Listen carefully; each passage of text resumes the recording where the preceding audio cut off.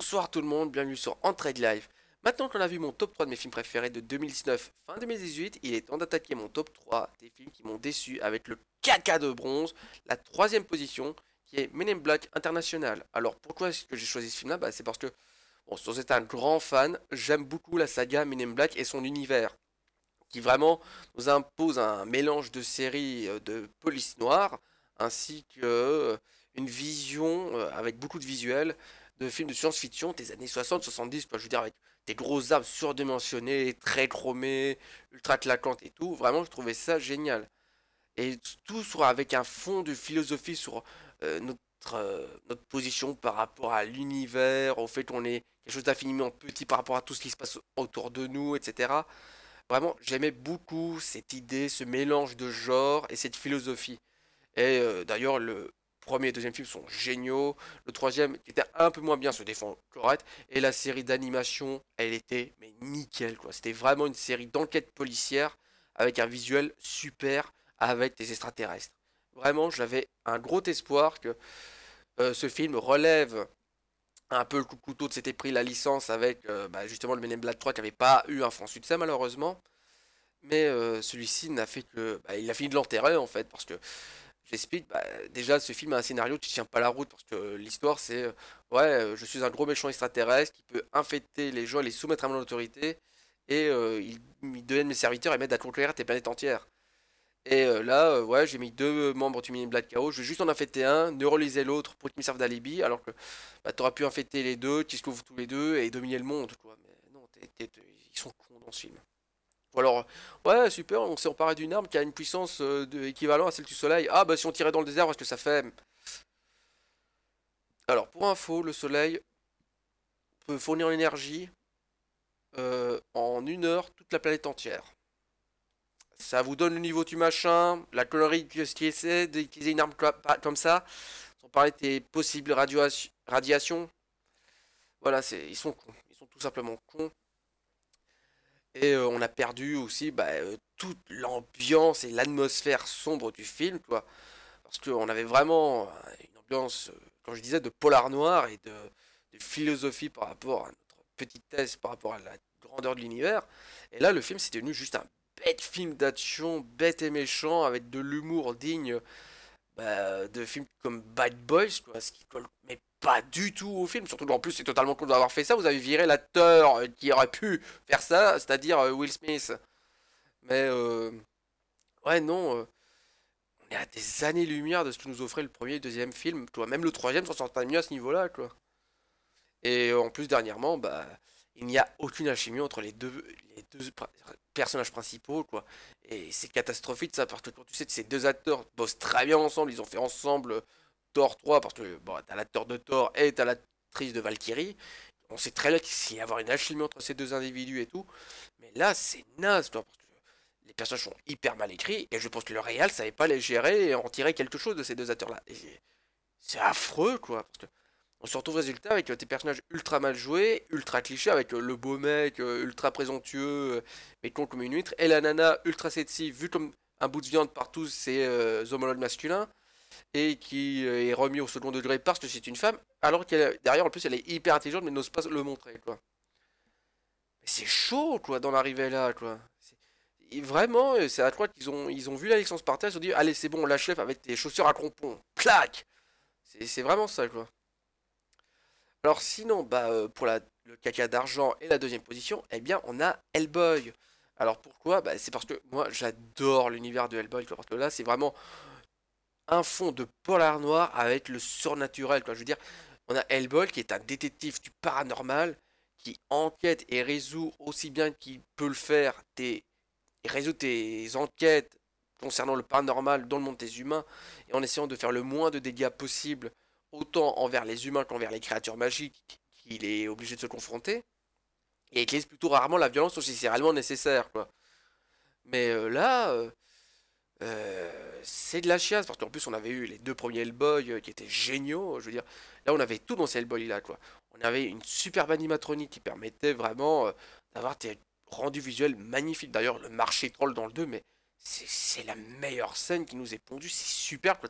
Tu t'y crois presque, quoi, tellement c'est réaliste. Et là, on avait un personnage qui avait été parfaitement adapté, qui avait été parfaitement repris par le réal et qui avait réussi à mettre sa touche personnelle dans cet individu parce que il avait créé une romance pour Hellboy.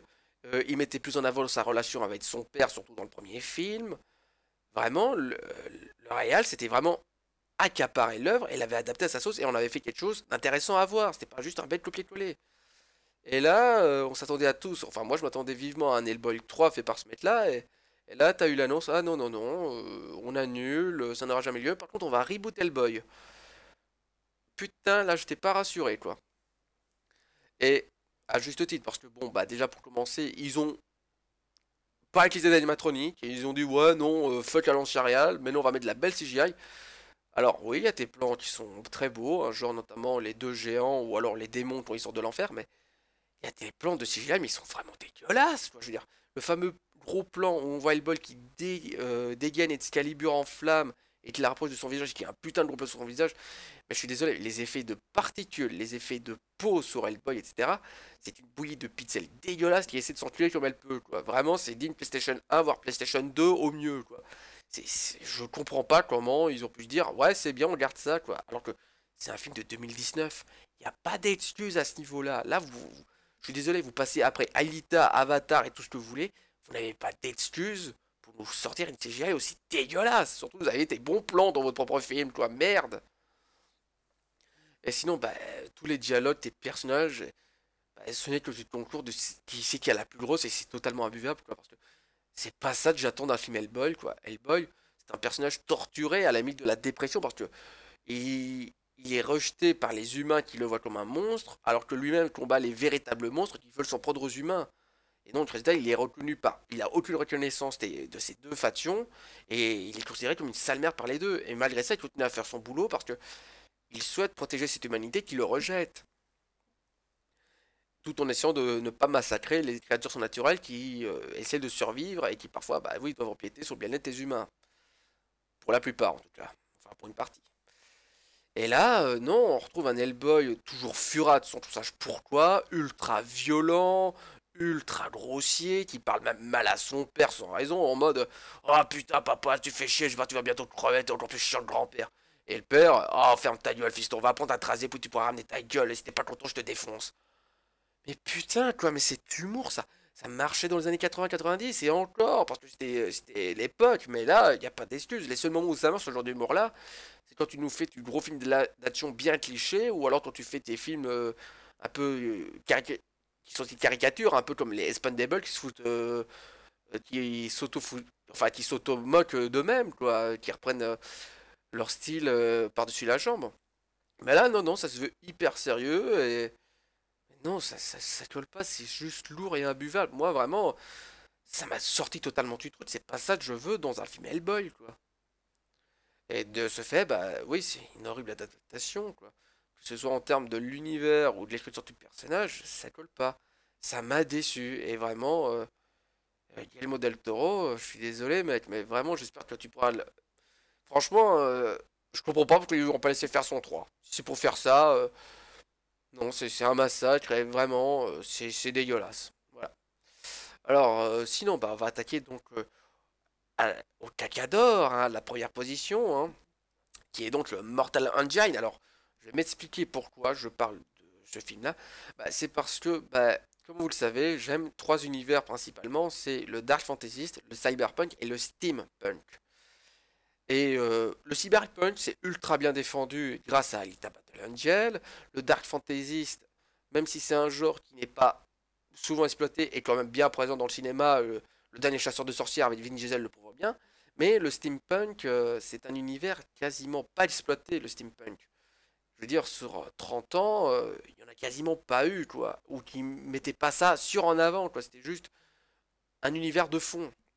Et là, j'avais de gros espoirs parce que d'un côté, on avait Peter Jackson qui s'annonçait comme ultra hypé par le projet. C'est même lui qui a soulevé le truc auprès des boîtes de production pour pouvoir faire ce film. Je me suis dit, ok, il a la motivation, il a un univers de steampunk qui a l'air ultra intéressant. D'ailleurs, la bande-annonce me vendait du rêve, elle me faisait envie. Parce qu'on voyait les putains de cités volantes avec les gros ballons dirigeables, les cités roulantes par terre avec les gros rouages, les gros mécanismes, enfin, tout le style à la bien grosse steampunk des familles, quoi. Et d'ailleurs, même les tenues étaient vraiment dans ce style.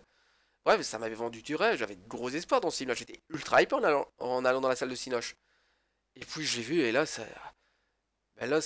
a été la claque dans ma gueule, quoi, parce que, voilà, il y avait vraiment un gros potentiel pour mettre le steampunk en avant, et là, on se retrouve avec un univers qui ne tient pas la route, tout du moins au niveau de ses adaptations au niveau cinéma. Je n'ai pas lu les bouquins, encore une fois, je n'ai vu que le film.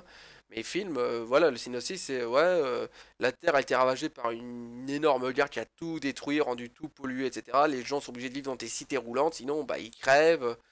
Et les cités roulantes s'attaquent entre elles pour s'entre-dévorer et piquer les ressources qu'ont les autres et de survivre comme ils peuvent, quoi. Et là, bah ouais, tu vois les plans en dehors des cités roulantes, bah c'est des putains d'immenses forêts luxuriantes avec aucune toxicité, même les héros à un moment se baladent dedans en mode peinard. Et tu dis, ouais, bah pourquoi vous vous posez pas et que vous ne reconstruisez pas tes cités classiques et que vous recommencez à exploiter la terre. Enfin, visiblement, ça pousse, hein, il y a une putain de forêt les mecs, donc c'est que la terre est exploitable, quoi.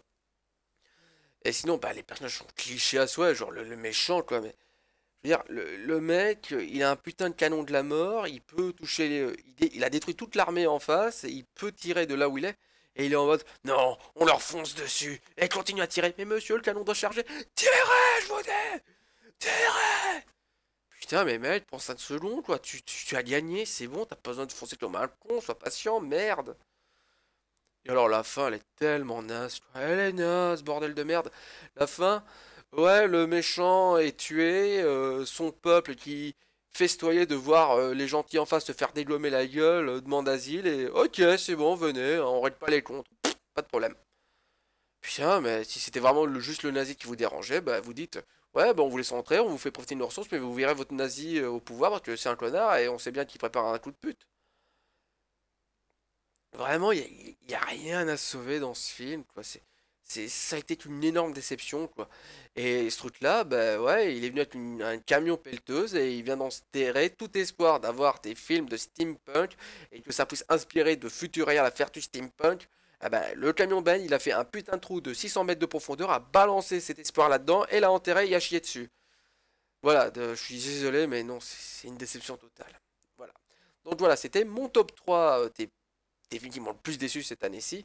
Et alors pour ceux qui voudraient savoir bah, quels sont les films que vraiment je juge comme les plus mauvais de l'année 2019, bah c'est très simple, hein. À part Us et Overlord, vous prenez tous les films d'horreur qu'on a vus, qu'on a critiqués ensemble, et ben ça c'est tous les pires films qu'on a vus sur cette année. Je veux dire, ça a été une année catastrophique pour le genre de l'horreur. Je comprends pas comment on arrive à faire d'aussi mauvaises choses avec Annabelle 3 et toutes ces conneries, quoi. Et d'ailleurs, quand je vois qu'ils vont nous refaire un remake de The Grudge, encore, oh putain de sa mère la pute, quoi. Je sens ça va être une merde infâme et on va se la payer, hein, on va se la payer. Enfin bref, voilà, c'était donc mon top 3 de ma déception de 2019 à 2018. Je vous remercie de l'attention que vous m'avez apportée et je vous dis à très bientôt pour la critique sur Underwater. Bisous à vous.